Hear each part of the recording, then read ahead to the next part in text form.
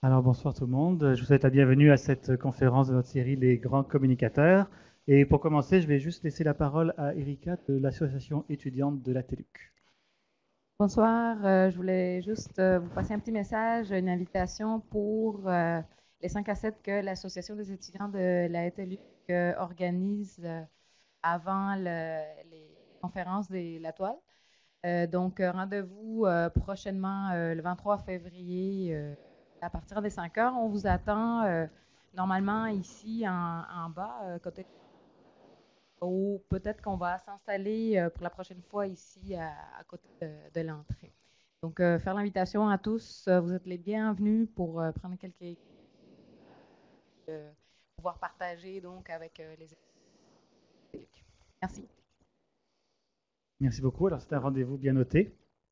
Alors si vous permettez quelques petits mots d'introduction pour présenter un petit peu cette conférence. Donc je disais que les grands communicateurs, nous en sommes à notre 8e saison et si ces conférences sont un succès, c'est grâce à plusieurs de nos partenaires que j'aime bien citer ici à chaque fois. Il y a bien entendu la TELUC qui nous accueille dans ses murs et son association étudiante qui nous soutient aussi. Le Canal Savoir qui nous filme et qui nous diffuse. Bien sûr, le public qui nous regarde ici en salle et aussi en direct sur Internet et en différé au Canal Savoir, très important. Et pour finir, bien sûr, ces conférences ne seraient rien sans tous les conférenciers qui se succèdent à cette tribune. Alors, je les remercie vraiment. Je prends aussi quelques minutes pour annoncer la suite du programme de cette 8e saison. Le mois prochain, le 23 février, je vous donne rendez-vous avec M. Benoît Gignac. M. Benoît Gignac a travaillé une grande expérience en communication politique. Il a été notamment conseiller politique au gouvernement du Québec. Il a été attaché de presse du maire de Montréal, Jean Doré à l'époque. Il a été aussi directeur des communications de la ville de Montréal. Donc, à travers toute son expérience, il nous parlera de communication politique, des réflexions, des leçons et des petites histoires qu'il en aura tirées. Le 30 mars, ce sera le tour de M. Éric Lacroix. Alors, M. Lacroix est associé et vice-président chez il est associé vice-président chez Somme, la firme de sondage. Et il nous parlera justement des nouvelles recherches, des défis du sondage marketing en 2011. Ce sera le 30 mars. Le 27 avril, nous parlerons des hebdos du Québec avec justement leur directeur général, M. Gilbert Paquette, qui nous expliquera, il nous parlera des journaux locaux et comment est-ce qu'ils continuent à avoir du succès à contre-courant un petit peu de ce qu'on entend en ce moment. Un rendez-vous intéressant aussi. Et le 25 mai, nous terminerons la saison avec l'opposé des hebdos. Nous parlerons de Web 2.0, 3.0 même, avec M. Sylvain Carle. Sylvain Carle a fondé la compagnie Press Media il y a quelque temps. Il nous parlera de toutes les mutations qu'ont subi tous les médias depuis l'imprimerie jusqu'à aujourd'hui. Ce sera le 25 mai. Pour toutes les infos sur ces conférences, moi je vous réfère à notre site internet toile.coop, l'adresse est derrière moi. On est aussi très présent sur les médias sociaux, LinkedIn, Facebook, Twitter. Donc si vous nous suivez sur ces médias-là, vous serez au courant des activités de la toile des communicateurs. Quelques petits points de logistique pour terminer. La conférence de ce soir, on prévoit environ 45 minutes, suivie d'une période de questions que j'animerai. Les personnes qui sont en ligne aussi, vous savez, on vous a indiqué comment adresser vos questions directement pour les retransmettre dans la salle. On vous a remis un questionnaire d'évaluation, alors prenez le temps d'y répondre, on est toujours client de vos commentaires. Et sur ce même questionnaire, on a réservé un petit espace pour, si vous le souhaitez, y mettre votre adresse de courriel. Ça vous permettra d'être tenu au courant des activités de la toile. Bien entendu, votre adresse de courriel reste chez nous à la toile, on la communique à personne, soyez-en certains. Alors, laissez-moi maintenant présenter la conférence de ce soir. Et ce soir, nous nous posons une question probablement très difficile à répondre. Je vous la rappelle, cette question-là. C'était, est-ce qu'on peut passer du journalisme à la politique tout en restant fidèle aux principes de vérité et d'équilibre que l'on défendait quand on était journaliste? Alors, vaste question, et pour y répondre, on a le privilège ce soir d'accueillir une personnalité politique, et ça dans un cadre très différent d'une assemblée partisane. C'est le genre de réunion, de conférence qu'on aime beaucoup à la toile des communicateurs, justement. Alors, tout le monde connaît M. Drainville, mais laissez-moi quand même récapituler un petit peu son parcours professionnel. Après avoir eu un bac en sciences politiques, une maîtrise en relations internationales, il débute sa carrière de journaliste à Radio-Canada. C'était en 89 et c'était à Windsor, en Ontario, à la radio. Ensuite, entre 1998 et 2001, il devient correspondant à la Chambre des communes à Ottawa. Puis en 2001, il devient correspondant en Amérique latine, toujours pour Radio-Canada. En 2006, il est nommé chef de bureau de Radio-Canada à l'Assemblée nationale du Québec. Peut-être que c'est là qu'il a eu la piqûre de la politique. Parmi toutes les émissions qu'il a animées, on se souviendra surtout de La part des choses, une émission la plus marquante qui a été animée de 2003 à 2006 sur RDI. En tant que journaliste, il a reçu de nombreux prix, dont en 1997 le prix Jeudi de Jasmin pour son travail de journalisme d'enquête. Et en 2002, on lui remet le prix de journalisme d'Amnesty International pour une série de reportages sur des événements tragiques qui s'étaient passés en Colombie. En 2007, il fait le saut en politique. Il est élu le 26 mars 2007 dans la circonscription de Marie-Victorin, c'est à Longueuil. Il est élu une deuxième fois en 2008. Alors, ce soir, nous sommes très très heureux de pouvoir accueillir ce soir, accueillez-le avec moi s'il vous plaît, Monsieur Bernard Drinville. Merci.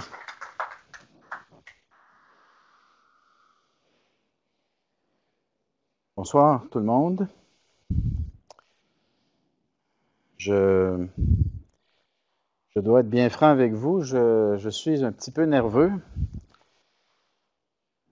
parce que l'exercice auquel on m'a convié m'a obligé à faire un retour en arrière et d'une certaine façon m'a amené à faire un bilan de mes 18 années comme journaliste et mes 4 premières années comme homme politique.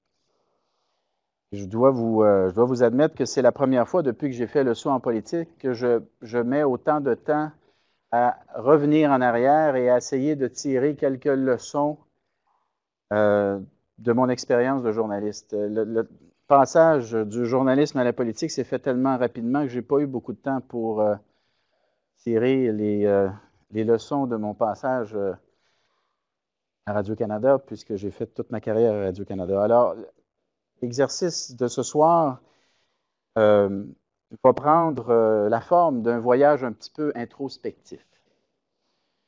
Alors, je ne sais pas si vous allez trouver ça intéressant, mais à défaut de le trouver intéressant, vous allez être les premiers à l'entendre. Alors, il y aura le journalisme, je passerai à la politique et à travers tout ça, j'essaierai de répondre à la question que nous nous sommes donnés, comment rester vrai et comment servir la vérité, dans le fond, à travers ces deux carrières. Alors, je vous raconte d'abord comment j'arrive au journalisme. J'arrive au journalisme en 1989, j'ai 26 ans à ce moment-là. Je reviens de Londres après mes études de maîtrise et là, je retourne dans ma famille à l'île du Pas. Je ne sais pas combien d'entre vous connaissez l'île du Pas, mais c'est une petite île entre Berthier et Sorel sur le fleuve Saint-Laurent. Vous connaissez sans doute Joanie Rochette. Joanie Rochette vient de l'île du Pas. Alors, vous en connaissez 2 qui viennent de l'île du Pas. 2 sur 400, c'est une bonne moyenne. Alors, je rentre à la maison pour aider mon père qui est cultivateur et qui est en train de faire les foins. Et l'herbe est sèche. Il faut maintenant l'engranger pour l'hiver, pour nourrir les animaux. Alors, c'est des journées très lourdes, gros soleil, c'est du travail physique. Et à un moment donné, après une bonne journée de travail, mon père et moi, on s'assoit, on discute. Et là, à un moment donné, il me dit, puis, tu vas faire quoi en septembre? Parce que là, on est au mois de juin, fin juin. Tu vas faire quoi en septembre? Alors moi, je lui réponds, bien, je vais aller faire mon droit. Ça fait plusieurs années que je suis accepté à la faculté. Et puis là, c'est le temps de régler ça. Il faut que je fasse mon droit. Alors là, mon père me dit, comme ça, tu veux être avocat? Là, je dis, non, je n'ai pas l'intention d'être avocat. Mais pourquoi si tu veux faire ton droit d'abord? Je veux faire mon droit pour le challenge intellectuel. Mon père, homme de la terre, et avec les 2 pieds sur le plancher des vaches, me dit, tu ne trouves pas que des challenges intellectuels, tu en as eu assez dans ta vie. Là, il serait temps que tu ailles gagner ta vie. Alors là, après 2 réflexions qui a duré quelques journées, j'en suis venu à la conclusion que mon père avait raison. Et c'est comme ça que j'ai appliqué pour un travail de journaliste dans le sud de l'Ontario, à Windsor, pour une petite station CBEF, donc une station radio de Radio-Canada, qui desservait une communauté de quelques centaines de francophones. Et là, je dois vous admettre que j'ai eu la piqûre. Le journalisme est devenu une passion, pour ne pas dire une espèce de mission. Je me suis investi là-dedans complètement. J'ai pris ça très, très, très au sérieux et j'ai commencé très rapidement à chercher, creuser, fouiller. Je voulais vraiment faire la meilleure entrevue possible, faire le meilleur reportage possible, aller au fond des choses. Bref, se rapprocher le plus possible de ce qui pourrait ressembler à une vérité. Et j'aimais ça, pas juste parce que je gagnais ma vie, j'aimais ça parce que j'avais l'impression de servir une cause qui était plus grande que moi. J'étais au service de la démocratie. Je servais l'intérêt public. Mes reportages, mes entrevues, ils visaient dans le fond à rendre le citoyen qui m'écoutait ou la citoyenne qui m'écoutait plus intelligente, plus intelligent. L'information que je lui transmettais visait à faire de lui, à faire d'elle une meilleure personne, quelqu'un qui ferait des choix plus éclairés et plus responsables. Et à travers tout ça, il y avait cette espèce de quête d'absolu, je vous dirais. J'aimais beaucoup l'idée d'être au service de l'intérêt public. Il y avait, et ça c'est une chose que j'ai réalisée en préparant cet exposé, cette présentation, il y avait une dimension morale très très forte, en fait, dès le départ, dans le travail que je faisais comme journaliste. C'est probablement lié, en partie en tout cas, à une certaine éducation que j'ai reçue. Mais chose certaine, il y avait dans ma motivation une quête de sens. Essayer de donner un sens à l'actualité, essayer de donner un sens aux problèmes que je traitais, à l'enjeu que je présentais dans mes reportages, dans mes entrevues. Sauf que cette quête de vérité-là, et je m'en suis rendu compte assez rapidement, cette quête de vérité-là, elle est difficile. Elle est difficile parce que d'abord, pour la trouver, la vérité, il faut du temps. Or, je dois vous admettre que moi, je suis arrivé dans le journalisme au moment où le temps s'accélérait. C'est-à-dire que moi, j'ai fait la radio pour commencer, mais après quelques années, je suis passé à la télévision et je suis arrivé au moment où les directs se multipliaient. Vous savez, le direct, avec le microphone, tu parles à l'animateur ou à l'animatrice. Dans le carré, dans l'écran de télévision, il y a l'animatrice qui te pose la question, il y a toi qui réponds. Et donc, je suis arrivé dans le métier au moment où on se faisait donner son affectation vers 9h, 9h30 le matin, et en général, il fallait être en direct dans le bulletin de midi. Donc, tu avais à peu près 2 heures là, pour colliger un minimum d'informations, lire le communiqué, aller au début de la conférence de presse, parce que c'est souvent une conférence de presse que tu traites comme reporter, et donc aller chercher les débuts de la conférence de presse, et là, tu t'en vas en ondes avant même d'avoir eu la fin, avant même d'avoir entendu la fin de l'annonce que tu dois couvrir, parce qu'il faut que tu sois en ondes dans le bulletin de nouvelles de midi.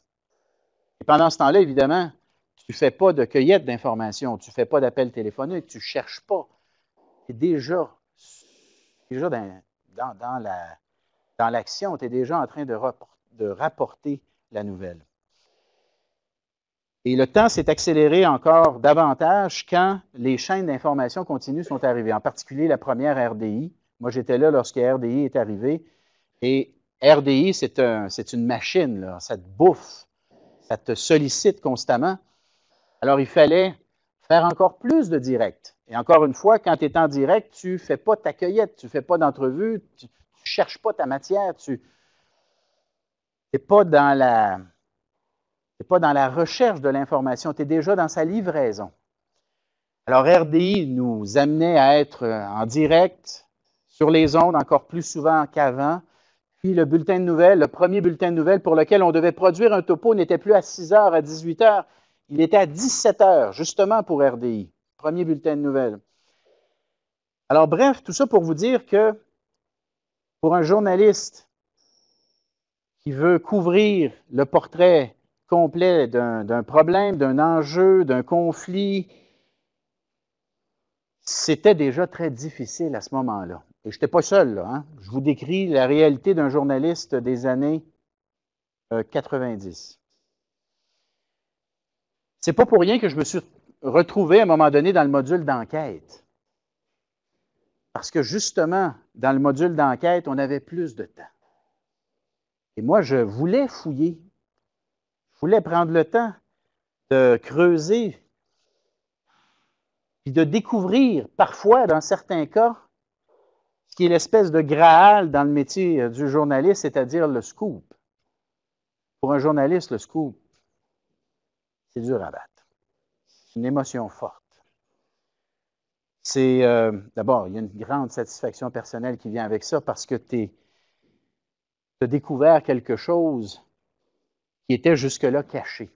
Par définition, le scoop, c'est une primeur, une première. Alors, tu découvres quelque chose qui était caché, ou si elle n'était pas cachée, elle n'était pas publique, elle n'était pas accessible à tous. Entre autres, dans certains cas, parce que les pouvoirs en place ne souhaitaient pas qu'elle le soit. Alors, le scoop, c'est satisfaisant, puis en même temps, ça t'apporte une reconnaissance dans le métier qui est extrêmement importante. Et puis, pour un journaliste qui rêve de jouer, son rôle de contre-pouvoir, d'être celui qui va faire éclater la vérité, le scoop, c'est quelque chose d'extraordinaire, surtout si ça fait changer les choses. Assez souvent, le scoop la primeur va te permettre de brasser le statu quo, va apporter des changements, va forcer le ministre à réagir. Et là, tu as l'impression, comme journaliste, d'être utile. Tu as l'impression de faire ton travail à ce moment-là. Évidemment, cette recherche de la primeur, ce travail pour essayer d'être le premier à sortir une histoire, ça, c'est risque. Risque de l'excès de zèle. Quand tu te transformes en preux chevalier sans peur et sans reproche, parfois tu peux te tromper. Et ta quête de vérité peut devenir la croix d'un innocent. La réputation de quelqu'un, c'est sacré dans notre société. C'est quelque chose qu'on doit absolument protéger. Et bien évidemment, quand tu es journaliste, puis tu veux sortir la nouvelle, il faut que tu t'assures justement que cette quête de vérité ne se fasse pas au détriment de quelqu'un.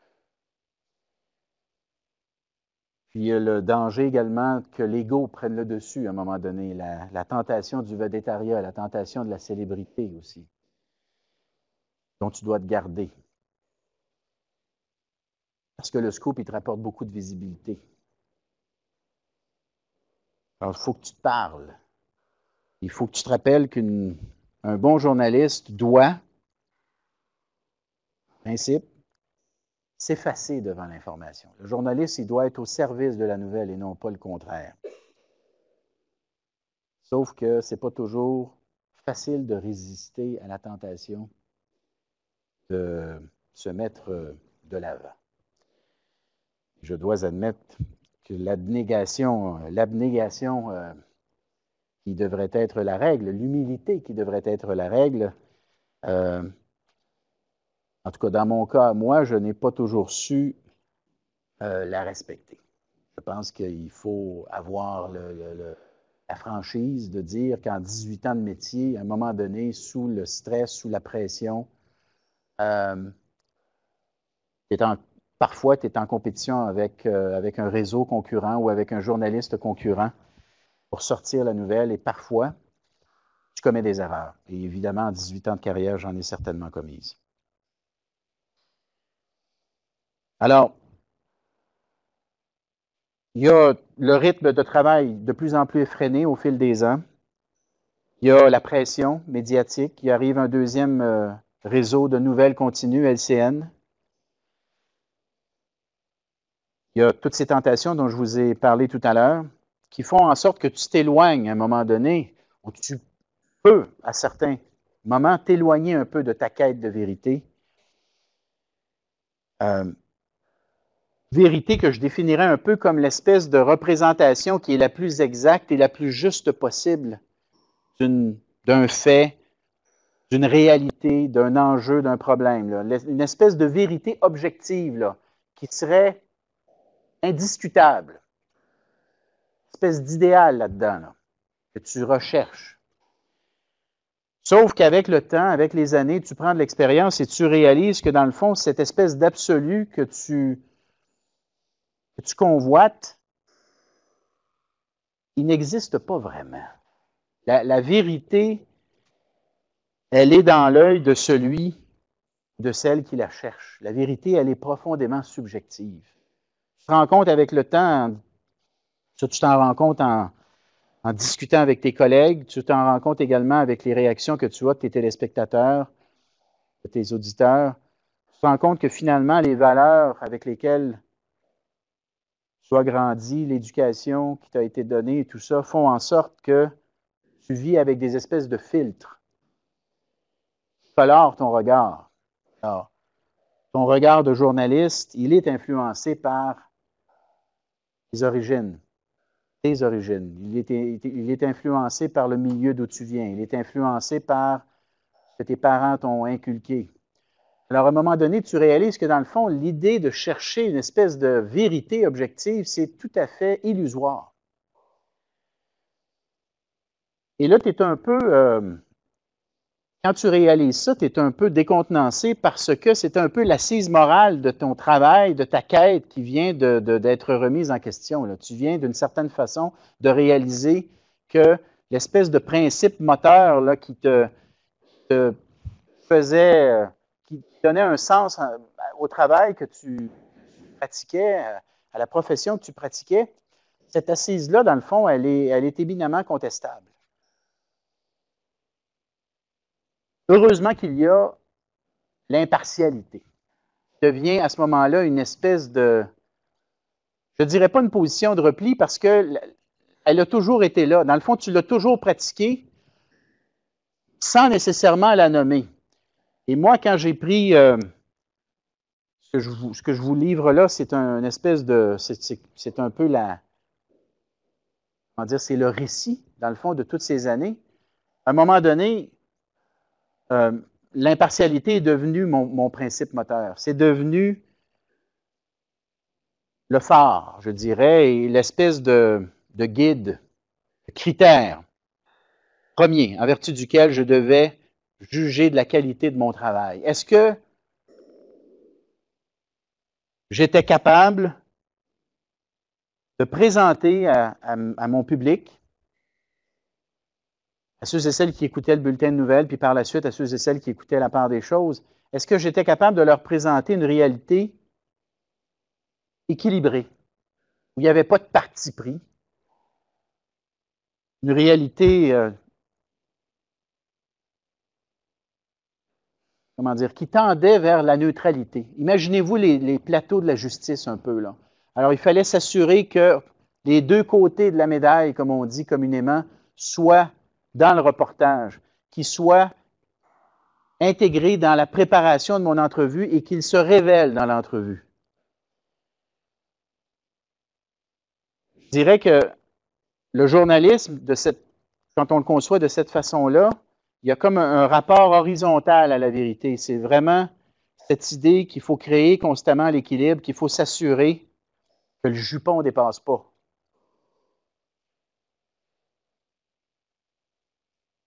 Alors,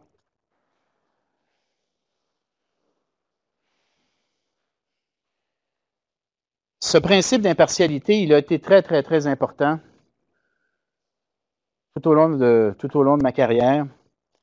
Je ne dis pas encore une fois que j'ai toujours su, comment dire, l'atteindre, que j'ai toujours été capable de l'incarner, ce principe-là. Mais je vais vous dire une chose, j'ai toujours cherché à le faire. Ça a été vraiment je dirais, une motivation très, très forte et un objectif très, très fort que j'ai poursuivi pendant toutes mes années comme journaliste. Est-ce que ça veut dire que ce principe d'équilibre, cette volonté d'impartialité te rend eunuque sur le plan intellectuel? Est-ce que ça veut dire que tu n'as pas d'idée, que tu n'as pas d'opinion sur ce qui se passe dans la société? Évidemment pas. Les journalistes, de façon générale, ont des opinions très arrêtées.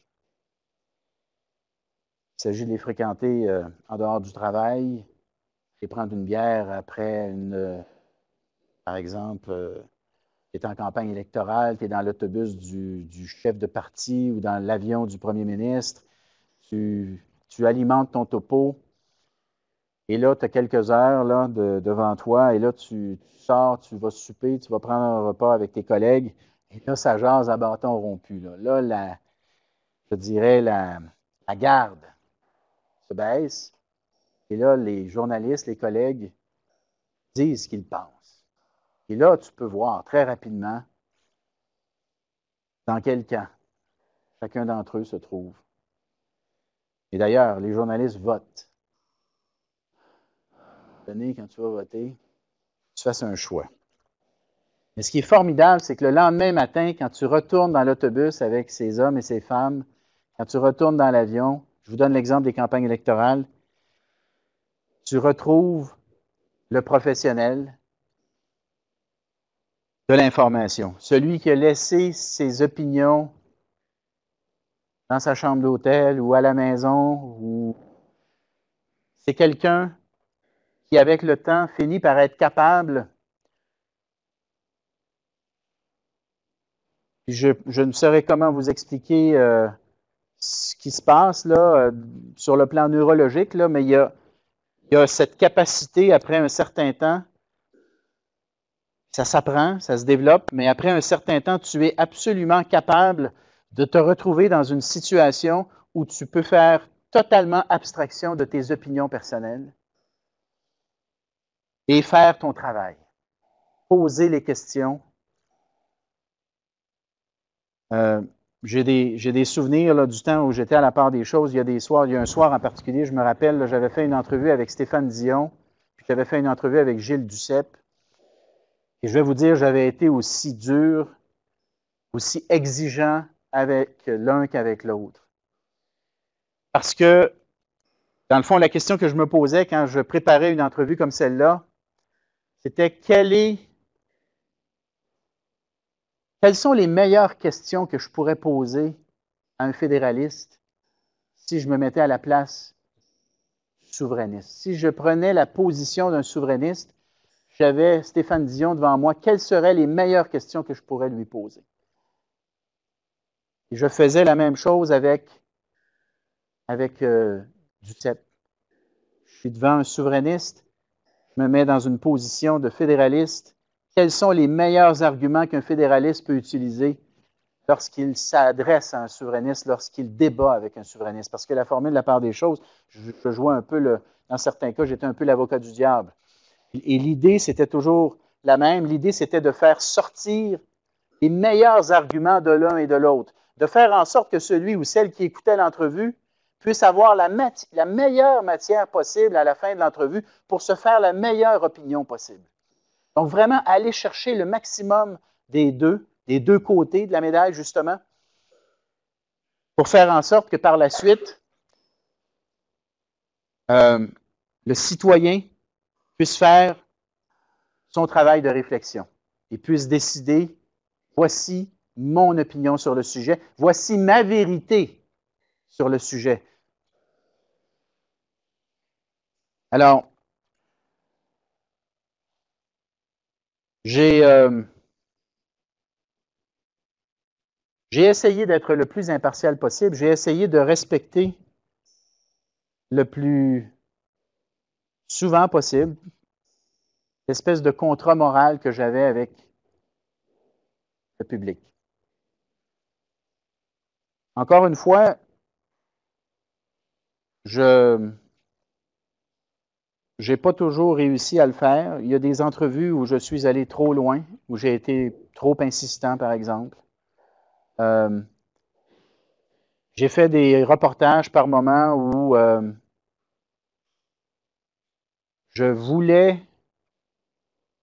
j'arrivais par exemple, sur les lieux d'un reportage, là,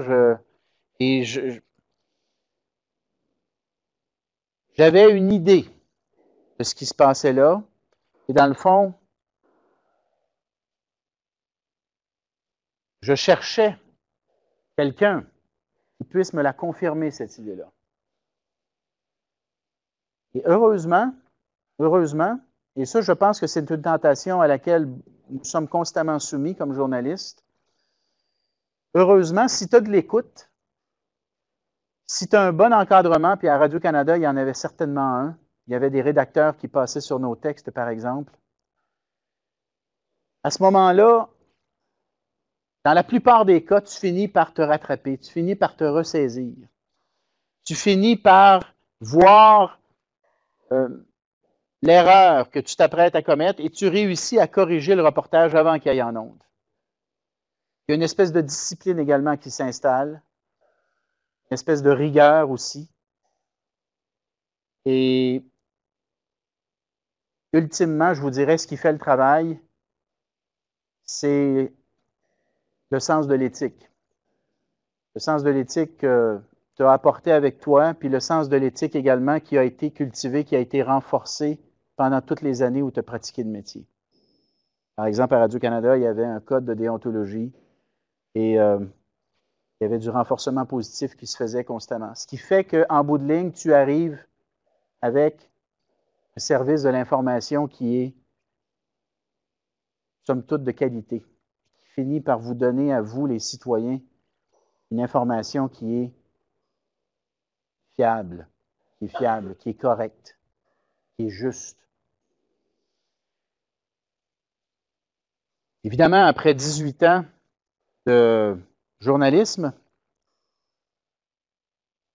je me suis interrogé. En fait, je dirais que ça a commencé peut-être après la 16e ou la 17e année. Je me demandais, coudonc, j'ai fait la radio, j'ai fait la télé, j'ai fait les nouvelles, j'ai fait les affaires publiques, je suis allé à Ottawa, j'avais été correspondant en Amérique latine, j'avais animé l'émission La part des choses là, je retournais dans un parlement à Québec. Je me posais la question, pourquoi? Pourquoi est-ce que tu continues dans ce métier-là? Qu'est-ce qui te reste à apprendre? Est-ce que tu as le goût de faire ça encore longtemps? Et c'est quoi, dans le fond, que tu veux faire du reste de ta vie?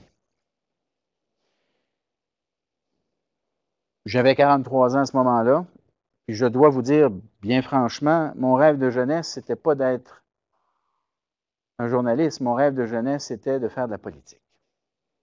Parce que je venais d'un milieu où c'était noble, la politique. Le député était quelqu'un d'important, qui aidait les gens,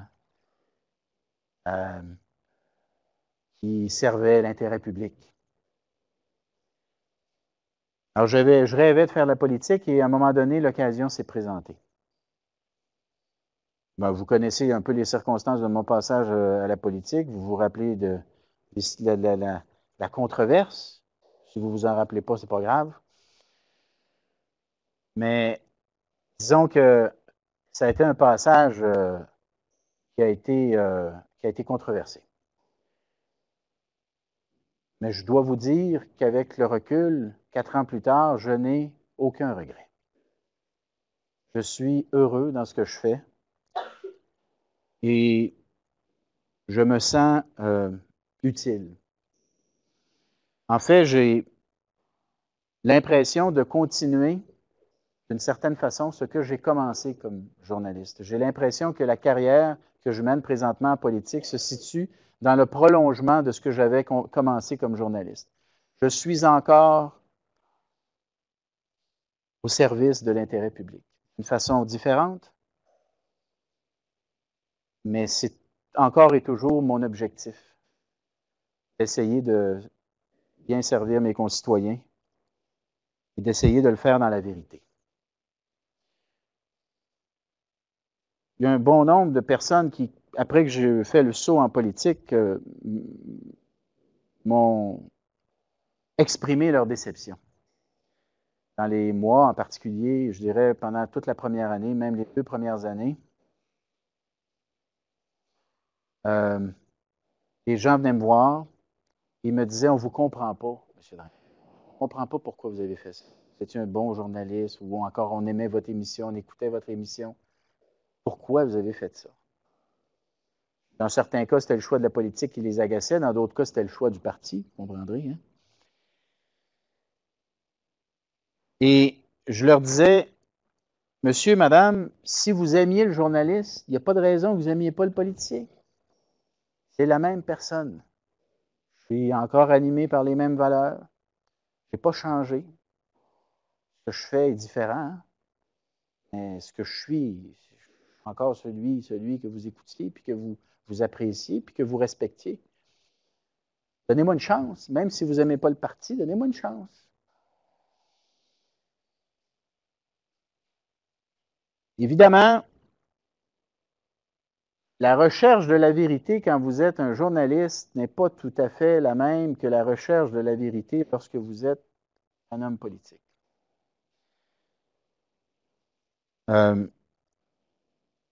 C'est vrai que quand tu choisis un parti politique, tu choisis une vérité jusqu'à un certain point. Hein. Tu choisis quelques grandes valeurs qui sont au cœur de l'existence même du parti en question. Tu choisis un certain nombre d'idées fortes qui définissent ce parti-là. Et donc, quand tu décides de faire ce choix-là, tu fais effectivement, tu choisis ta voie. Alors qu'auparavant, tu essayais constamment de voir les deux côtés de la médaille. Dans les faits, quand tu fais le choix de la politique, tu choisis un des deux côtés. Alors qu'auparavant, tu étais dans un rapport, comme je disais tout à l'heure, horizontal avec la vérité, c'est-à-dire les fameux plateaux, les deux côtés de la médaille, l'équilibre. Quand tu arrives en politique, tu es dans un rapport de haut en bas, un rapport vertical, c'est-à-dire que tu as quelques idées fortes et le reste découle de ça. Alors, dans mon cas, moi, quand j'ai décidé de faire le choix du Parti québécois, j'ai décidé effectivement, dans la hiérarchisation des valeurs, j'ai décidé de mettre, disons, l'amour du Québec, le Québec libre, en haut. Et c'est évident que ça dicte un certain nombre de choses par la suite. Donc, c'est dans ce sens-là que je dis, quand tu fais le choix de la politique, dis-je, c'est vrai que tu choisis. Il y a une part de vérité dans ton choix. Il y a une part donnée qui n'est plus vraiment discutable, qui est là, qui existait avant que tu fasses ton choix et à laquelle tu adhères. Et ça, c'est donné. Mais ce n'est pas la fin de l'histoire. Ce n'est pas la fin de l'histoire. Ce n'est pas la fin de la quête. Parce que quand tu arrives dans un parti, tu arrives avec tes idéaux, tu arrives avec tes convictions, puis tu arrives avec tes idées. Moi, je suis arrivé à la politique au terme d'une longue réflexion. Donc, tu arrives quand même avec un certain nombre de convictions. Ce n'est pas toujours des convictions qui sont partagées par le reste du parti. Comme je vous dis, sur les grandes valeurs, tu sais dans quoi tu t'embarques, mais par la suite, il y a beaucoup d'autres choses qui restent à négocier, qui ne sont pas acquises, qui ne sont pas décidées d'avance. Et là, tu rentres dans un groupe. Le parti, c'est un sport d'équipe, la politique. Le parti, c'est un groupe de personnes qui ont chacun et chacune leurs idées sur un certain nombre de choses. Et alors qu'auparavant, quand tu étais journaliste, tu faisais essentiellement ton travail en solitaire, c'est ça, être journaliste, c'est essentiellement un travail en solitaire. Tu travailles avec, si tu es à la télé, tu travailles avec ton caméraman, ton réalisateur dans certains cas. Le monteur arrive à la fin, mais pour l'essentiel, la quête d'informations, les questions que tu poses, les entrevues que tu fais, les extraits d'entrevues que tu gardes, l'écriture du reportage que tu fais, tout ça, tu le fais essentiellement seul, devant ton écran, avec toi-même. Tu arrives en politique et là, tu dois négocier avec les autres. Tu dois négocier avec le groupe. Tu dois négocier avec les membres du parti, tu dois négocier avec les autres députés, et dans certains cas, tu dois négocier avec la direction du parti. Je vous donne l'exemple. Moi, je suis arrivé en 2007. C'est André Boisclair qui est chef à ce moment-là. Et après l'élection, je me rencontre et il me dit, écoute, j'aimerais ça que tu prennes la santé. Moi, j'ai une connaissance générale de la santé. J'ai fait des topos en santé, j'ai fait des entrevues sur le thème de la santé, mais je ne suis pas un expert en santé. Je n'ai pas une connaissance pointue, une connaissance fine de ce sujet-là, qui, vous l'admettrez, est extrêmement complexe. Alors là, il faut qu'en quelques semaines, j'acquière justement assez de connaissances pour pouvoir me lever en chambre, quelques semaines seulement après mon élection, puis commencer à poser des questions au ministre de la Santé qui est médecin et qui est là depuis quelques années déjà. Je vais vous dire une chose. J'ai eu la trouille comme jamais. C'est dur de se lever debout. Parce que quand tu es journaliste, tu parles à la caméra. La caméra ne te répond pas, elle. C'est vrai qu'il y a, dans certains cas, plusieurs dizaines, sinon centaines de milliers de personnes qui t'écoutent. Il ne faut pas que tu y penses parce qu'à un moment donné, le stress va t'envahir. Mais il n'y en a pas moins que quand tu t'adresses à la caméra, même s'il y a beaucoup de gens qui t'écoutent, il n'y a pas personne pour te chahuter, hein, dans la lentille, là. Il n'y a pas personne pour te faire des simagrées puis t'insulter. Merci beaucoup, madame. Alors que quand tu es en chambre, tu arrives dans toute ta verdeur, et puis là, tu te lèves debout, puis tu questionnes la décision, la sagesse, la justesse d'une décision ministérielle prise par quelqu'un qui occupe le poste depuis plusieurs années et qui est lui-même un expert en la matière puisqu'il est neurochirurgien. Alors, je vais vous dire, tu te bats pour l'intérêt public. Tu te bats, tu es la voix du citoyen. Parce que la raison pour laquelle tu te lèves, c'est une bonne raison. Il y a un problème. Et tu portes la voix de celui ou de celle qui vit le problème. Tu joues un rôle, encore une fois, extrêmement important. Et tu cherches à comprendre et tu cherches à avoir la meilleure réponse possible du ministre. Tu cherches surtout à le convaincre qu'il va devoir prendre ses responsabilités puis faire quelque chose pour régler le problème. Je suis encore dans la quête du vrai. Je suis encore dans la quête d'une sorte de vérité. Mais elle est mauditement conflictuelle. Et elle est tendue, elle est... T'es dans le combat, là. T'es dans le combat, là. Alors, ça, c'est la première chose. Tu arrives avec tes connaissances et tu dois apprendre rapidement la réalité des choses. Tu dois devenir très rapidement, tu dois essayer de devenir très rapidement un expert dans ton domaine. Donc, les vieux réflexes de journaliste, de creuser, de se débrouiller pour trouver ton information, ça devient mauditement utile à ce moment-là, là. Surtout quand tu as la deuxième opposition, tu n'as pratiquement pas de service de recherche. Vous vous rappelez, en 2007, le PQ a fini 3e. Tu n'as pas beaucoup de moyens à ce moment-là. Tu n'as pas beaucoup de ressources à ta disposition. Donc, ça, c'est une première chose. Tu es là pour servir. Tu veux te battre pour le citoyen, mais tes propres limites, les limites de tes connaissances, s'imposent à toi assez rapidement. Puis il faut que tu essaies de les repousser, ces limites-là. Il faut que tu essaies de te dégager un espace pour justement aller chercher la crédibilité qui te fait défaut au départ. Que te laisser derrière comme journaliste, ça c'était une des plus grandes, une des plus belles choses que tu avais comme journaliste, la crédibilité. Tu te retrouves en politique, tu en as encore parce que les gens, dans certains cas, en tout cas, ont un bon souvenir de toi. Mais comme homme public, comme homme politique, je devrais dire, tu dois faire tes preuves. Ensuite de ça, il y a les arbitrages à l'interne. Quand tu es porte-parole en santé, il faut que tu te penches sur toutes sortes de questions. Par exemple, le rôle du privé dans le domaine de la santé, le rôle de l'infirmière par rapport aux médecins, le rôle du pharmacien par rapport aux pharmaciens et aux médecins. Pourquoi il n'y a pas plus de médecins étrangers dans la profession? Qu'est-ce qui fait obstacle?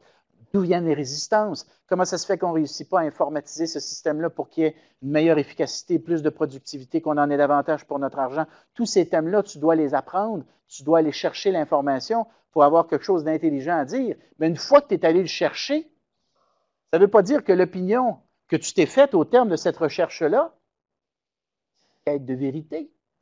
Ça ne veut pas dire que tes collègues vont la partager, cette opinion-là. Hein? Je reviens à l'équipe, là.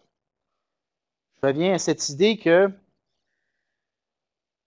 comme porte-parole en santé, je ne parle pas qu'en mon nom, je parle également au nom du parti, je parle au nom de l'équipe, et je ne peux pas dire n'importe quoi. Si je me présente devant la caméra et que je fais une déclaration sur un sujet X, et que tu as un ami, collègue, confrère, député qui vient te voir par la suite et qui dit, tu sais, quand tu as parlé au nom du parti sur cette question-là, tu ne parlais pas en mon nom, on n'avait jamais discuté. Tu n'exprimais pas la position du parti.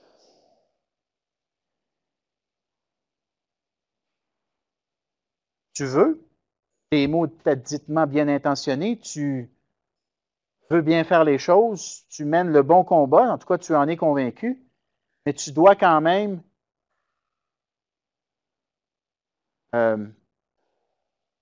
accepter que ce que tu considères comme la bonne voie, que ce que tu considères comme la position juste, n'est pas nécessairement celle de celui qui est à tes côtés dans le même parti, dans le même caucus. Et donc, ça t'oblige à négocier des arbitrages puis à essayer de convaincre. Tu es constamment dans une démarche de persuasion. Tu essayes évidemment de convaincre puis éventuellement d'amener tes collègues à adopter ta position. Puis si tu n'y arrives pas, ben c'est parce qu'eux t'ont convaincu que la tienne devait être modifiée, devait être modulée, puis là, tu cherches un autre consensus. Dans le fond, ce que j'essaye de vous dire, c'est que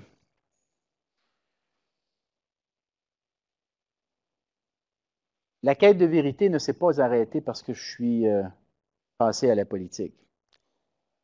Elle a continué, elle se poursuit toujours. Et les contraintes auxquelles je faisais face avant comme journaliste ont été remplacées par d'autres contraintes aujourd'hui. Je dois vous dire que j'en tire tout de même, malgré ces contraintes-là, j'en tire une très, très grande satisfaction. Parce que malgré tout ce qui se dit sur les hommes et les femmes politiques ces temps-ci, je pense que notre rôle est extrêmement important. Et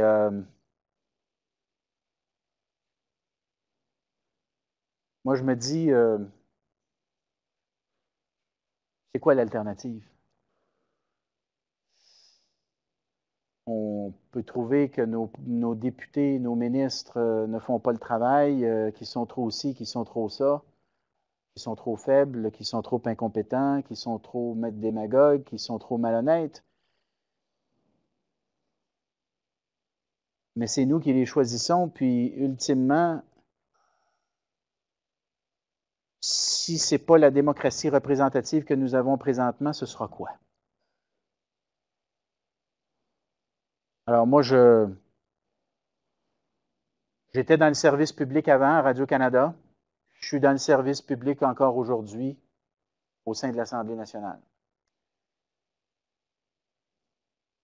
Si vous me demandiez, c'est qu'est-ce qui est le plus difficile dans ce que tu fais présentement, je vous répondrai que le plus difficile, c'est de rester vrai. C'est de rester vrai par rapport à soi-même. Parce que, curieusement d'ailleurs, ou ironiquement, certaines des tentations qui existaient du temps où j'étais journaliste me confrontent encore aujourd'hui. C'est tentant parfois d'en mettre un peu plus que le client demande. C'est tentant parfois pour se faire entendre d'exagérer, de dépasser. une espèce de sens commun. Tu es confronté constamment à cette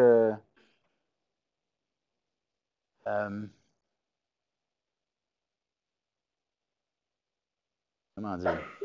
Tu te présentes dans un point de presse, par exemple, devant les journalistes. Tu as eu peu de temps pour le préparer, ce point de presse-là. Et là, tu as des conseillers en communication qui te suggèrent différentes façons de livrer ton message. Et tu as un choix, là.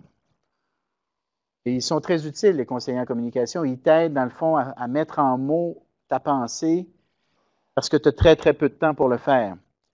Alors, ils te présentent les différentes options. Et assez souvent, tu es confronté à différents degrés de déclaration, différents niveaux, je dirais. Puis là, il faut que tu fasses un choix. Il faut que tu décides. Est-ce que je suis prêt à aller jusque-là? Est-ce que je suis prêt à dire cela? Est-ce que je suis prêt à qualifier mon adversaire de cette façon-là? Ou est-ce que je vais plutôt utiliser ces mots-là?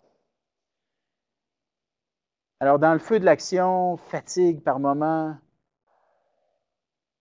tu veux te faire entendre, tu es convaincu que tu as raison, tu trouves que ça n'a pas de bon sens, tu ne comprends pas pourquoi ils vont dans cette direction-là. Ça n'a pas de maudit bon sens. Puis là, tu t'en vas en point de presse, puis tu veux juste que ton message passe. Tu veux juste dire à tes concitoyens, réveillez-vous, là. S'il vous plaît, là. Voyez ce qui se passe. Réagissez, là. Et des fois, les mots dépassent ta pensée. Des fois, tu vas trop loin, justement, parce que tu veux tellement faire passer ton message.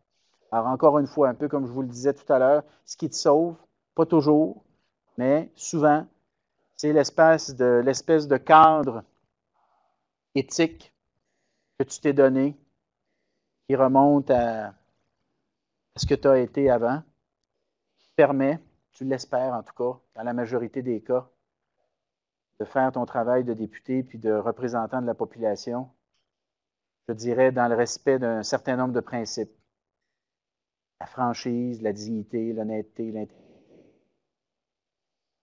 De la même façon qu'on se bat présentement pour une commission d'enquête publique, moi je vais vous dire, la commission d'enquête publique, on est dans la vérité, pas à peu près, là, on est dans la recherche, dans la quête de la vérité. Je peux vous dire que quand je mène ce combat-là présentement avec tous mes collègues du Parti québécois, je n'ai pas l'impression d'être très, très loin de la carrière que j'ai menée jadis comme journaliste. J'ai l'impression d'être dans la lignée que j'ai faite auparavant. Alors, sur la question de la vérité, moi, je vous dirais qu'il n'y a probablement pas de vérité commune au journalisme et à la politique, mais il peut certainement y avoir une quête de vérité qui est commune au journalisme et à la politique, qui est faite d'un certain nombre de principes moraux, d'un certain nombre de valeurs que tu essaies tout au long de tes deux carrières, là, que tu essaies d'un jour à l'autre, dans ton quotidien, de garder avec toi, puis d'incarner le plus souvent possible. Et cette quête-là, évidemment, cette quête de vérité, elle ne sera jamais terminée. Mais comme Madeleine Ferron a dit quelque chose de très beau, je l'ai sur mon bureau d'ailleurs à l'Assemblée nationale. Là, je la paraphrase, je ne suis pas sûr que ce sont les mots exacts qu'elle a dit, mais elle dit, c'est pas la victoire qui rend l'homme beau, c'est le combat.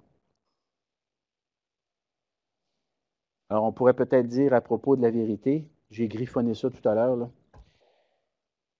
Ce n'est pas d'avoir trouvé la vérité qui rend l'homme bon, mais le fait de la pourchasser sans relâche. Voilà. Je vous remercie de votre écoute attentive.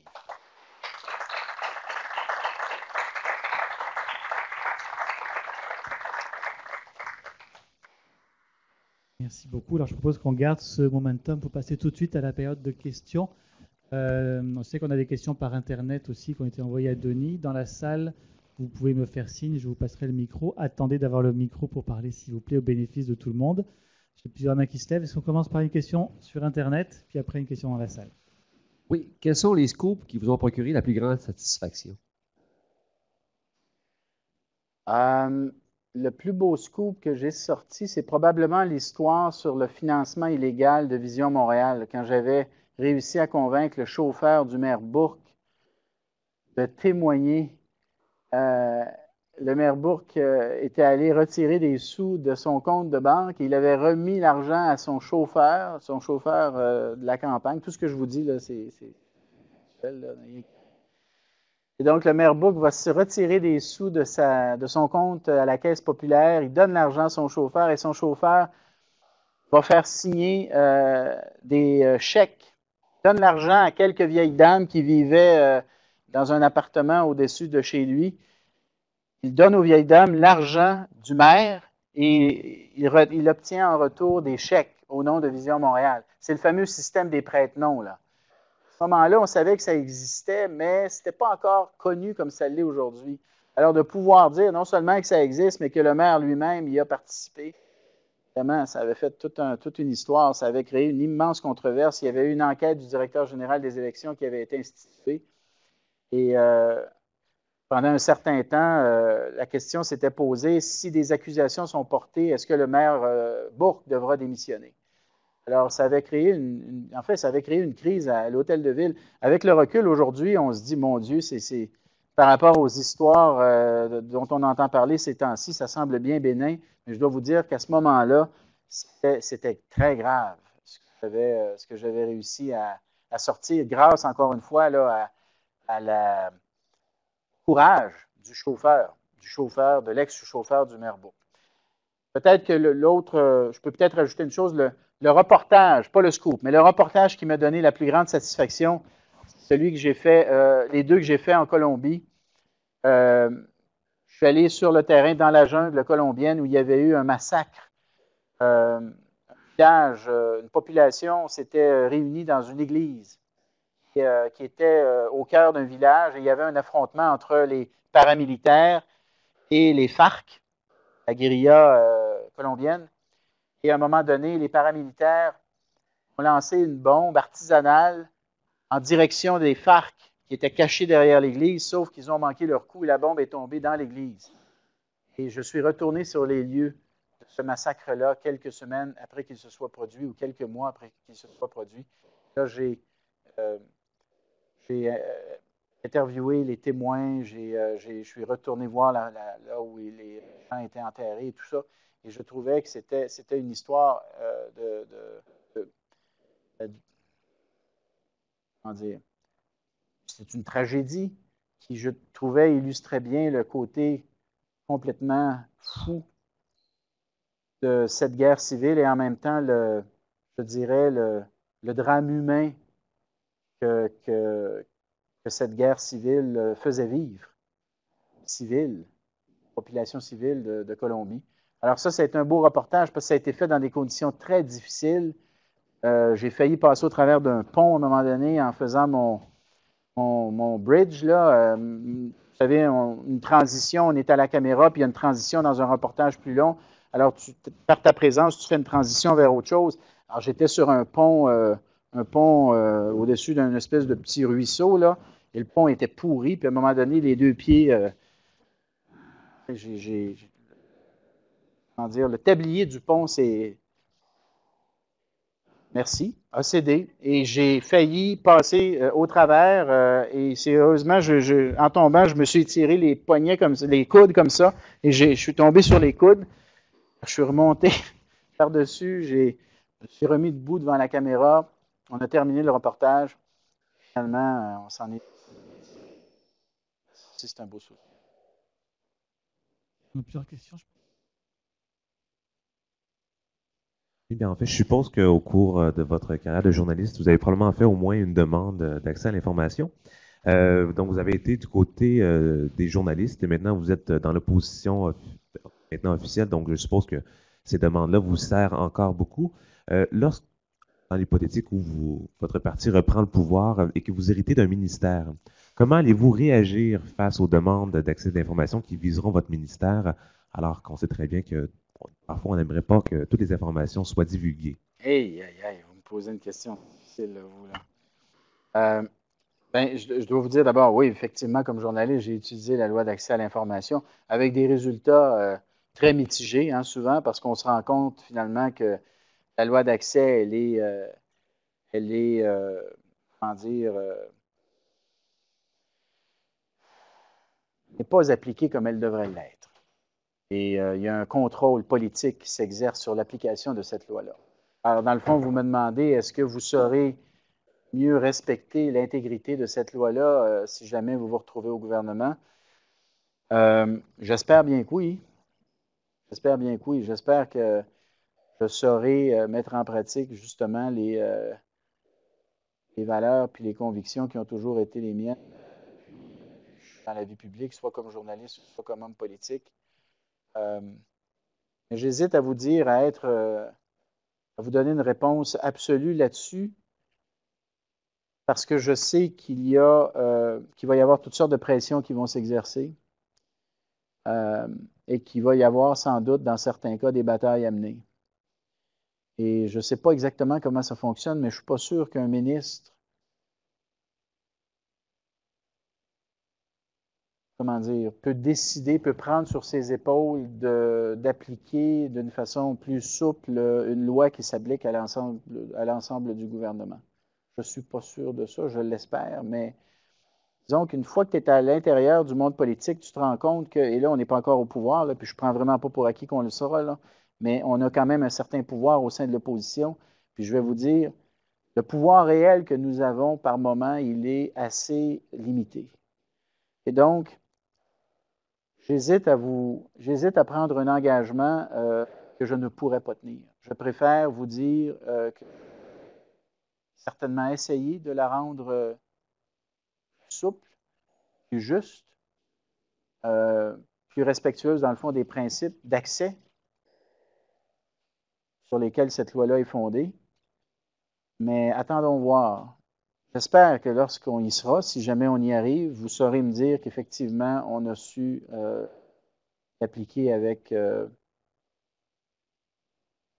dirais, un plus grand respect pour les principes et pour ce que cette loi-là doit faire.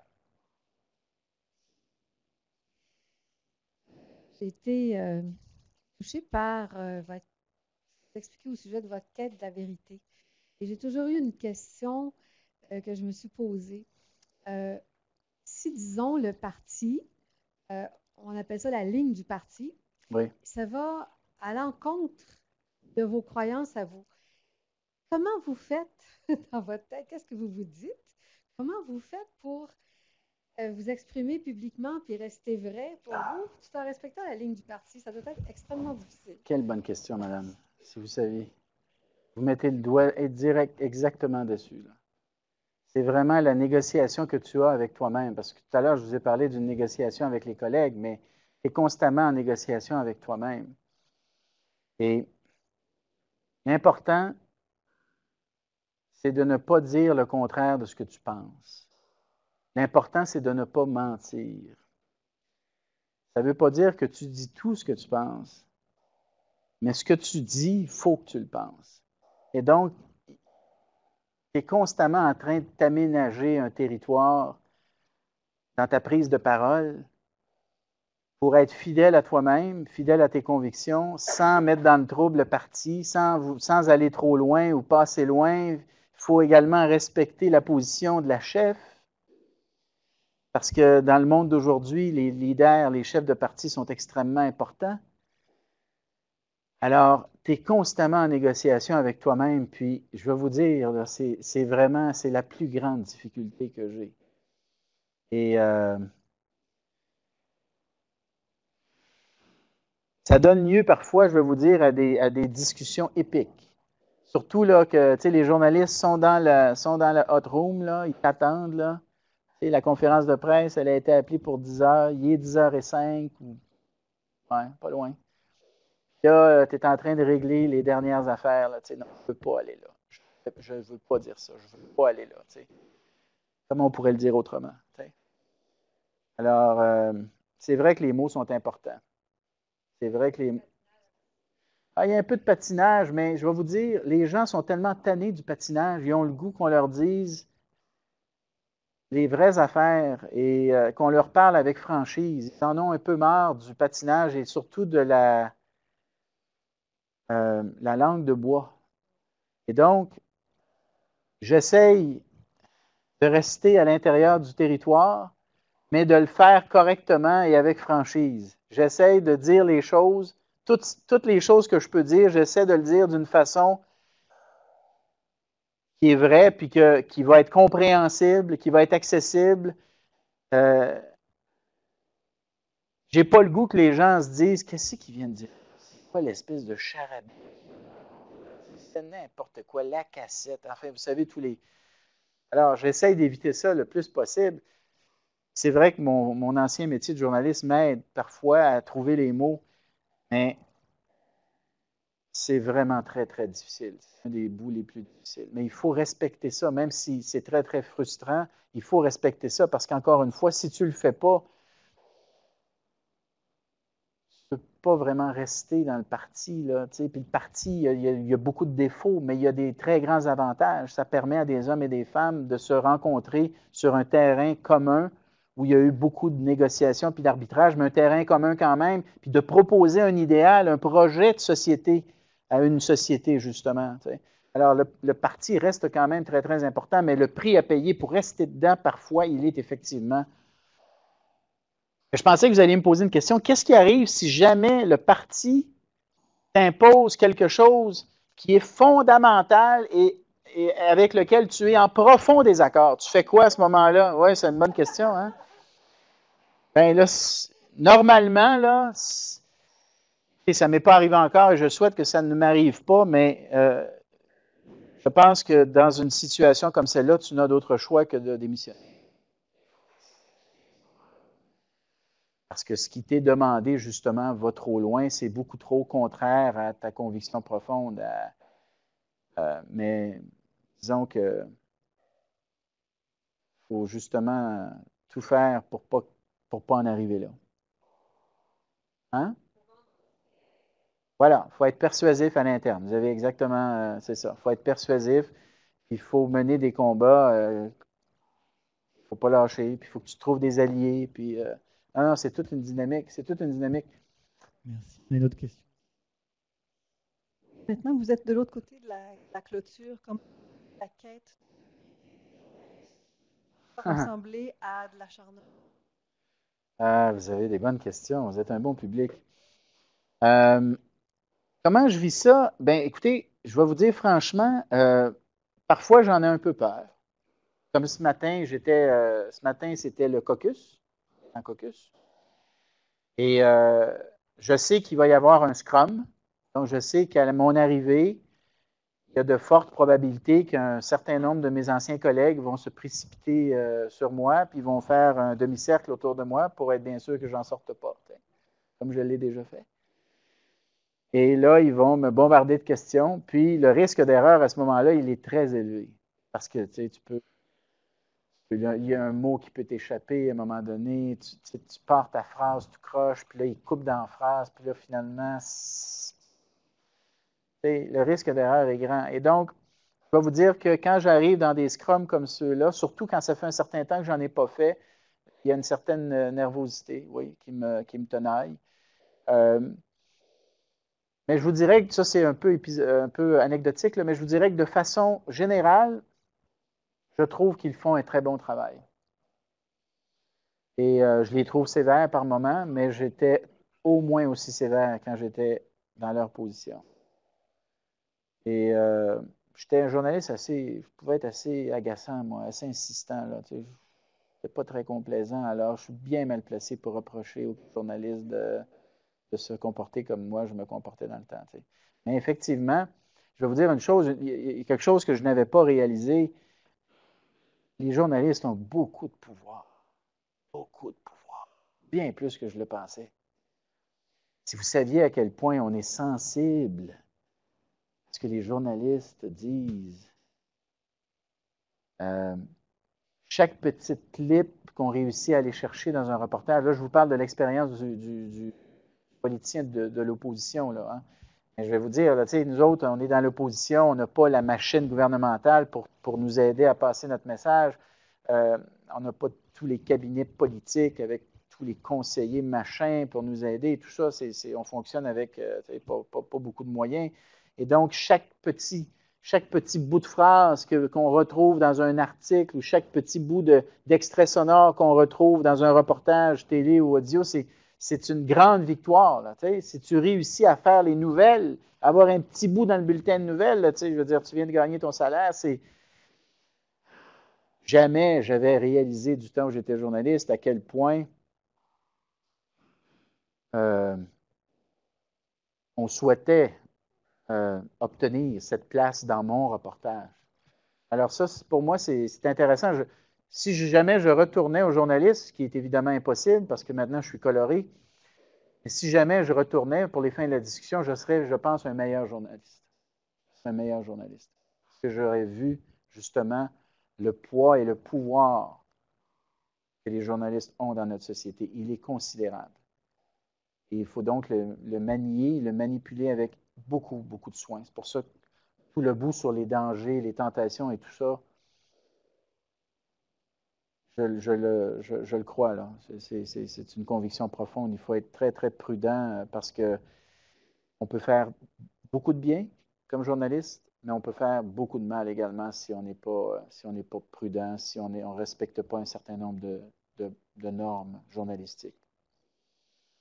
Denis, on a des questions de nos internautes? Oui, les questions, elles abondent. Est-ce que votre passé journalistique fait de vous un meilleur député? À certains égards, oui. À d'autres égards, non. À certains égards, oui, dans le sens où la communication est quand même importante dans notre travail, la capacité de livrer son message. Puis ça, après 18 ans dans le journalisme, disons que développer certaines habilités dans ce domaine-là, là, j'ai gagné ma vie avec ça. Par contre, je vous dirais, par moments, ça ne m'aide pas du tout. Ça m'a pris beaucoup de temps. Là, je suis un peu meilleur, là, mais ça m'a pris beaucoup de temps. Là. Ça m'a pris, je dirais, au moins 2, sinon 3 ans à être capable d'anticiper les questions des journalistes quand j'allais en conférence de presse. Or, j'aurais dû être capable de le faire. J'en faisais des conférences de presse, j'en posais des questions. J'aurais dû être capable mentalement de me transporter dans mon ancien rôle, puis de me dire, OK, devant ce politicien-là, dans sa position, j'y poserais quoi comme question? J'aurais dû être capable de le faire, cette espèce de transposition-là. J'en étais absolument incapable, à ma grande frustration d'ailleurs. Là, ça commence à s'améliorer un petit peu. Je vous dirais que de façon générale, je pense que ça fait effectivement de moi un meilleur homme politique parce que la communication est un élément tellement important de nos jours. Vous aviez une question, madame? Oui. Pourquoi dites-vous que vous ne retournerez pas aux journalistes? Parce qu'il y a beaucoup d'hommes politiques qui ont une carrière et qui sont maintenant des journalistes. Oui, mais pour moi, le journalisme, c'est vraiment le journalisme au sens traditionnel. Là. Un journaliste, pour moi, ça ne peut pas être coloré politiquement. Tu ne peux pas savoir de quel côté il se trouve. Tu ne dois pas savoir si la personne qui s'adresse à toi est souverainiste ou fédéraliste ou de quel parti est-elle davantage proche idéologiquement. Là. On s'entend qu'il n'y a pas de journalistes qui sont membres de partis, en tout cas très peu. S'il y en a, ils ne s'en vantent pas. Là. Mais moi, je ne pourrais pas retourner au journalisme impartial, justement, dont je vous ai parlé tout à l'heure.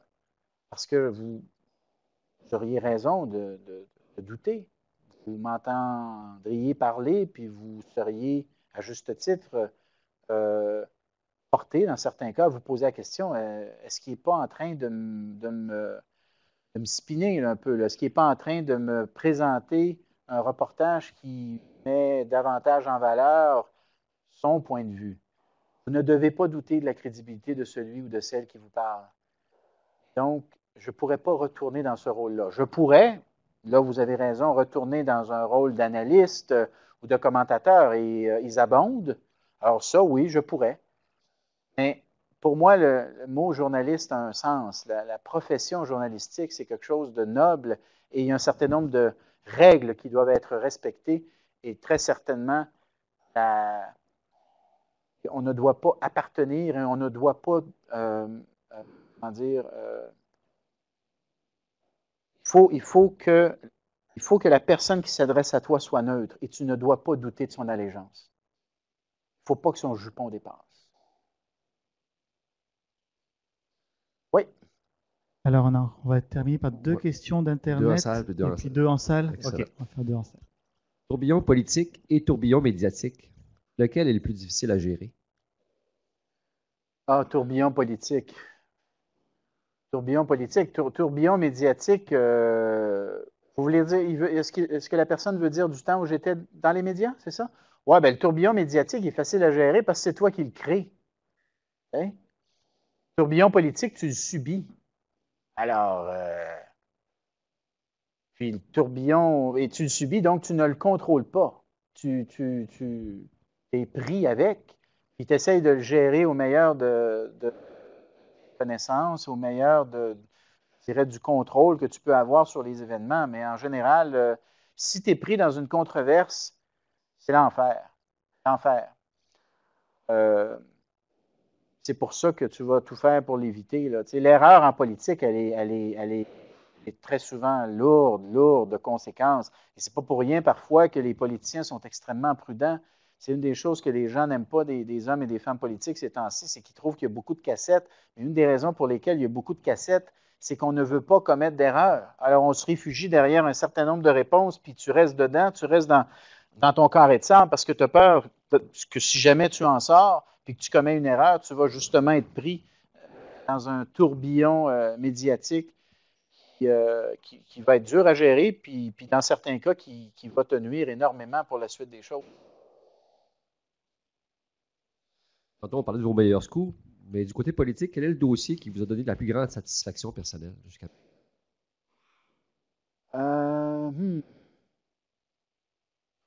J'ai mené une pas pire bataille contre l'étiquette modérateur. Je le trouvais profondément injuste. Je trouvais que ça n'avait pas de bon sens qu'on taxe la maladie, que les personnes qui avaient davantage recours aux médecins soient pénalisées financièrement. Puis, c'est pas juste mon combat. On a été plusieurs au Québec à le mener, mais j'ai fait ma part là-dedans. Puis, finalement, le gouvernement a reculé. Ça, je pense que c'est une belle victoire pour le citoyen. Je dirais, de façon générale, la bataille que j'ai menée pour un système de santé publique plus efficace, mais un système public quand même, je suis assez fier de ça. Il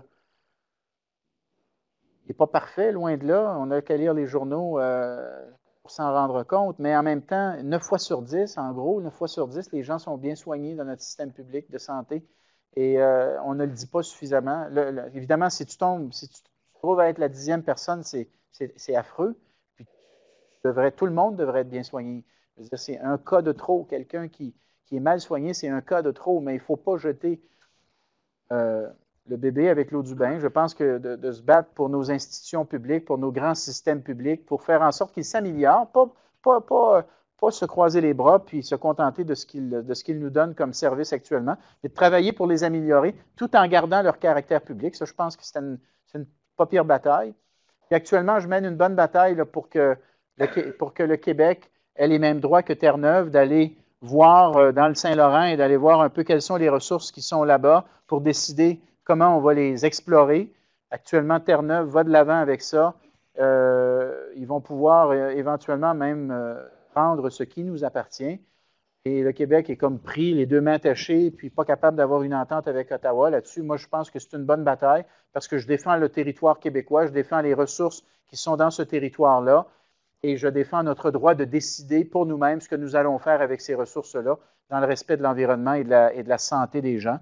Donc, je pense que c'est une bonne bataille également. Diriez-vous que votre plus grande vérité, finalement, ce serait votre patrie? Mon? Plus grande vérité, actuellement, ce serait votre patrie. Ma patrie? Je dirais... La plus grande vérité,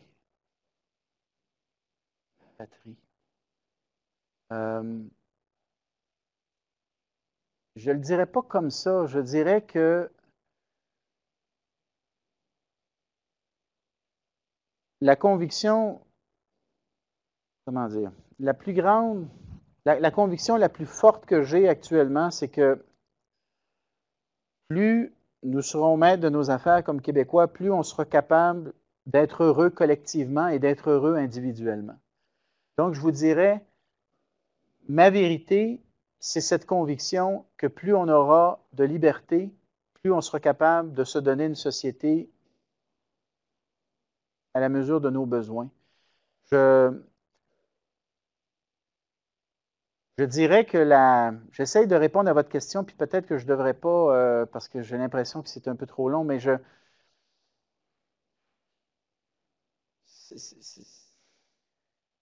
c'est une conviction profonde que j'ai que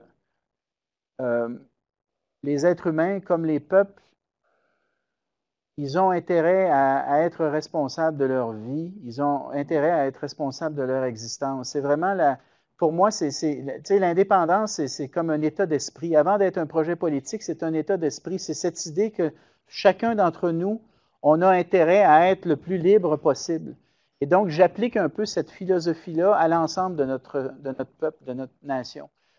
Et donc, est-ce que c'est une vérité, ça? C'est une conviction profonde, en tout cas. C'est une conviction profonde. Et ça pourrait devenir éventuellement une sorte de vérité si on le faisait et qu'on voyait ce que ça donne. T'sais, si on était capable d'en faire la démonstration, puis effectivement d'en arriver là et de pouvoir un jour le dire, le faire, puis de se dire au terme de cette expérience-là, on se l'était bien dit, on a réussi, on a effectivement trouvé à travers ça une plus grande satisfaction individuelle collective, on a un plus beau Québec, on est plus riche, on est plus fort, on est plus fier. Là, à ce moment-là, je pense que ça pourrait déboucher sur une... Alors, être vrai, voilà. Alors ça, c'est intéressant, parce que je pense notre devoir historique, c'est d'être vrai par rapport à ce dont nous avons hérité de ceux et celles qui nous ont précédés. Je pense que la démarche politique à laquelle j'adhère, elle procède effectivement de cette idée qu'il faut rester vrai à ceux et celles qui nous ont précédés. Ça, pour moi, c'est une conviction très forte.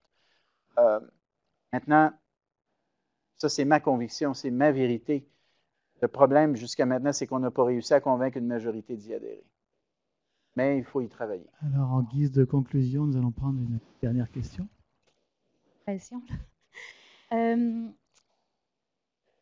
fait d'être dans l'opposition et votre métier de journaliste, pour moi, il y a quelque chose sur la quête de la vérité qui se rapproche. On pose les questions, on essaie de voir ce qui ne fonctionne pas, parce que c'est pas nous. Bon, on n'a pas le pouvoir, mais on essaie de creuser.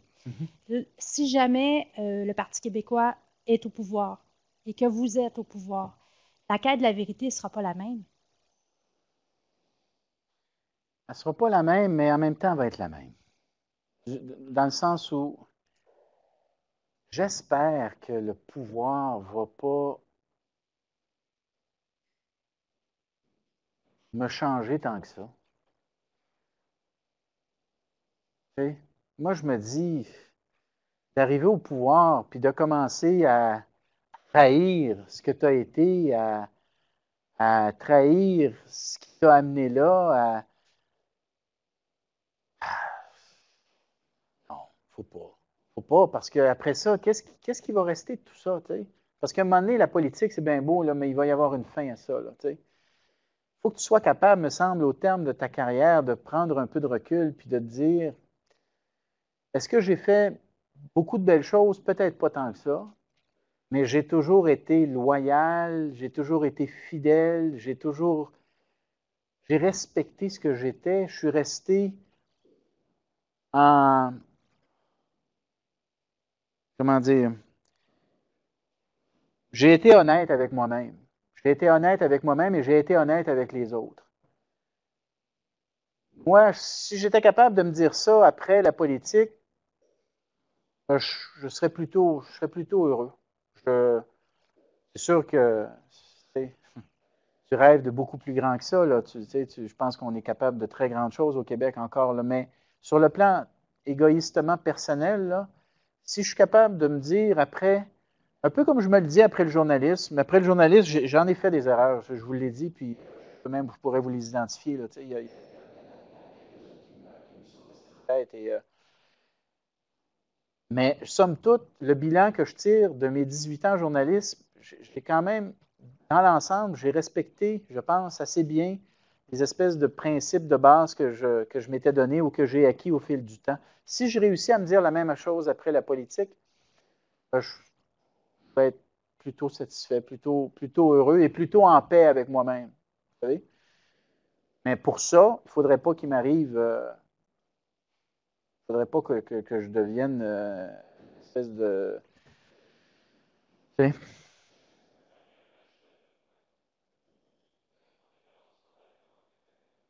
Est-ce que je ferais un mâchouette? Est-ce que je serais la source? Oh, il faudrait que ce soit gros, là. Parce que là, tu trahis ton parti, tu trahis ton gouvernement, tu trahis beaucoup de choses. Ouais, mais à ce moment-là, vaut mieux... Tu démissionnes avant, puis tu es la chouette après, là. Tu sais? Je pense non, il faut que tu respectes quand même un certain nombre de choses.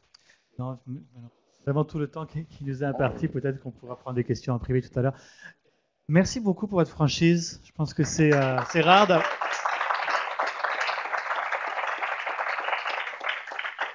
Je pense que c'est rare, et puis on aime ça, la toile des communicateurs. Ce genre de dialogue très ouvert. Merci beaucoup. Bon, merci, ça a été très agréable. Merci aux grands communicateurs et merci aussi à la Télé-Université. Ça a été très apprécié. Ça a été une belle expérience. Je suis très content. Je vous remercie beaucoup de l'invitation. Je vous prends encore 30 secondes pour terminer. N'oubliez pas votre questionnaire d'évaluation. Vous pouvez le remettre, le poser sur la table en arrière. Laissez votre adresse de courriel si vous le souhaitez. Pour savoir sur la toile des communicateurs, notre site internet toile.coop, LinkedIn, Twitter, Facebook, on est là. Et moi, je vous donne rendez-vous le 23 février avec Benoît Gignac. Monsieur Drainville parlait tout à l'heure de l'importance de ces fameux conseillers en communication qui le briefaient dernière minute et tout ça. Monsieur Gignac a occupé ce poste-là pendant de longues années et nous vous parlera justement des petites histoires de la communication politique. Ça va être intéressant. Merci, bonne fin de soirée. Oui.